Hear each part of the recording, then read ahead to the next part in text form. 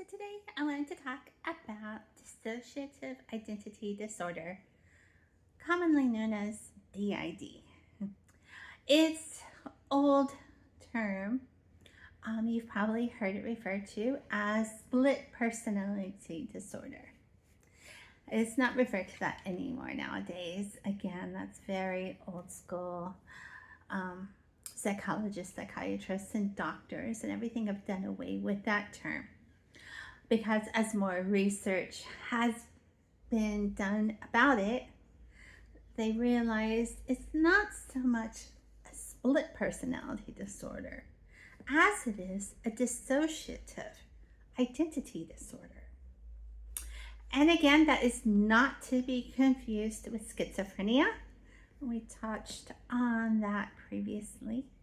And a lot of times in the movies, TV shows, you see people with DID unfortunately referred to as having schizophrenia, but that's a misconception. The two mental health disorders are completely different. They're different in their symptoms and different in the mental health disorder that they have. So then, what exactly is DID? What is dissociative identity disorder? Well, it's a mental health condition in which someone has two or more distinct identities, and they're often called alters. And the alters take control at different times. These identities can have different memories, behaviors, preferences, and even different ways of speaking.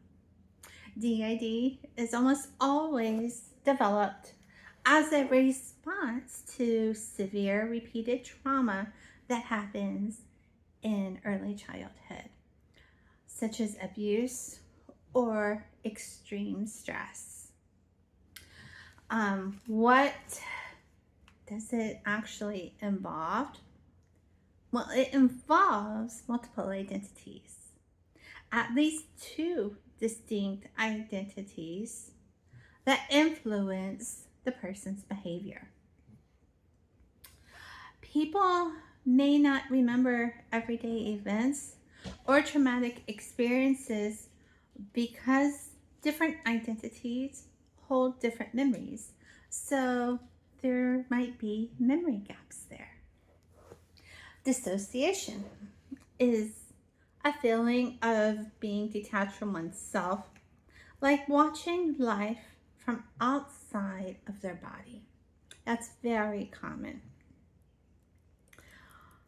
The trauma origins of someone with DID is strongly linked, like I said, to chronic childhood trauma. And it is a coping mechanism that they developed over time that helped them mentally escape from those overwhelming experiences that were occurring. So it's very sad how it occurs, because no child should have to go through abuse or any sort of trauma. But unfortunately, that is reality for a lot of people. Why then is the term split personality misleading, like I said? Because if you aren't aware that they've updated the term, you're watching movies, TV shows from even a few years back, reading books, that's what you're going to see, right? And sometimes even because it was referred to that for so long, even it might just from habit just come out as that, because that was called that for so long.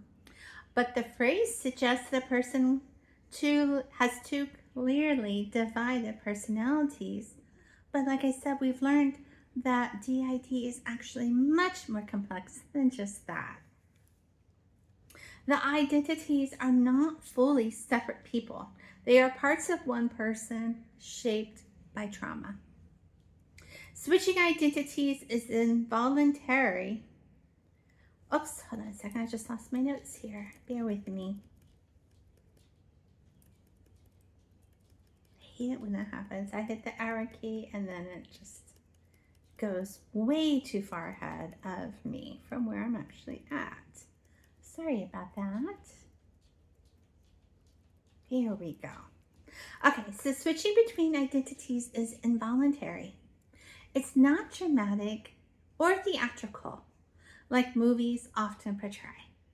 You watch movies or TV shows when they're portraying somebody with this, and they make them seem like they're just dangerous or off the rails, crazy, and all of that. And that's so far from the truth. That's just Hollywood. That has no bearing on the reality of what dissociative identity disorder is at all. And we'll get to that more in just a minute. But people with DID, they may experience various symptoms, such as identity shifts with different voices, mannerisms, or preferences. They may have amnesia episodes, so there's that memory gap again that we were talking about.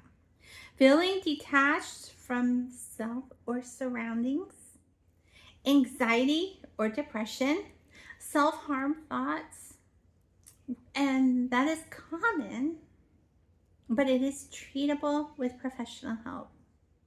And just like I would have been emphasizing about all of these mental health disorders that we've been talking about, having professional help is the key to managing any of these things. With that, it's treatable and you can keep a fairly normal life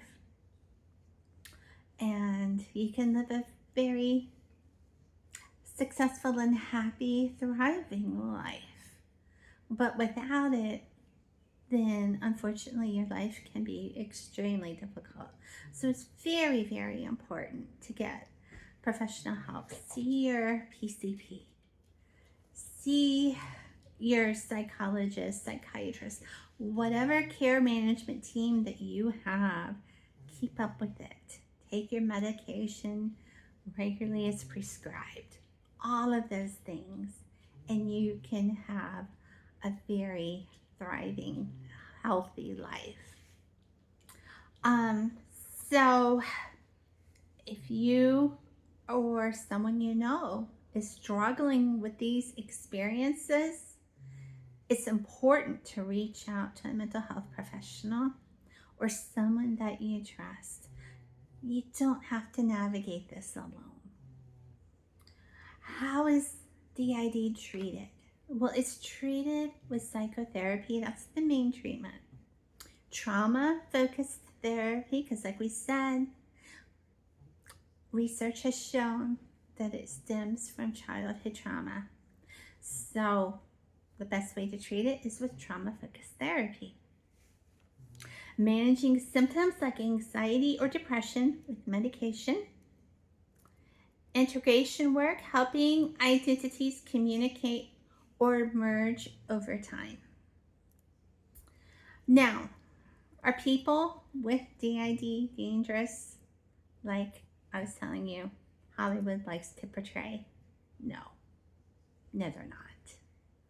People with dissociative identity disorder are not inherently dangerous.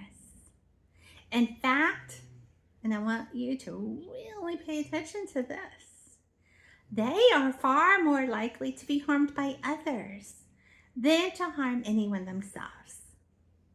Like we were talking about people with schizophrenia. A lot of times they are targeted and bullied and abused by other people. They're usually the victims, not the aggressors. So because DID develops as a response to severe chronic childhood trauma, these are people who learn to survive overwhelming experiences by mentally separating parts of themselves. That history tends to make them hypervigilant, anxious, and protective, not violent. So even though movies and TVs have created this dramatic, inaccurate stereotype, real DID looks nothing like that. So they're not more violent than the general population. Most of them have been victims, not the perpetrators. Any dangerous behavior is usually directed at themselves, not toward others. So I hope that helps you today. I hope you have a great weekend, and I will see you next time. Take care and God bless. Bye-bye.